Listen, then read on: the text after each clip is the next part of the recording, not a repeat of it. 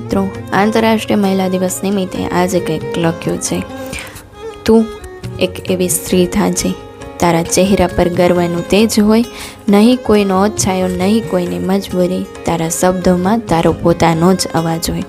તું એક એવી સ્ત્રી થાજે. દીકરી સ્વરૂપે દુર્ગા, વહુ સ્વરૂપે લક્ષ્મી, તો મા સ્વરૂપે અન્નપૂર્ણા થાજે.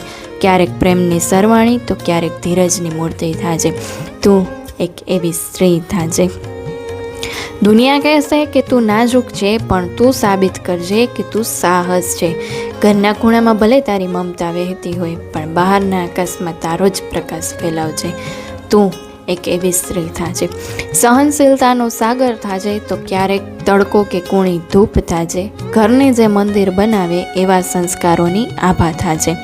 તું એક એવી સ્ત્રી થાજે.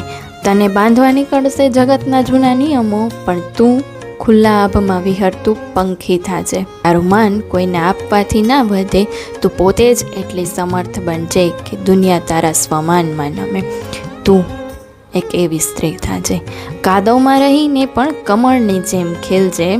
કોઈની ઓળખથી નહીં, તારા સ્વમાનથી ઓળખાજે. પડે જો ક્યારેય તો એવી રીતે ઊભી થાજે કે મુશ્કેલીઓને પણ તારી સામે હારવું ગમશે. તું એક એવી સ્ત્રી થાજે. મિત્રો, તમને આ કવિતા કેવી લાગી કોમેન્ટમાં જરૂર જણાવજો.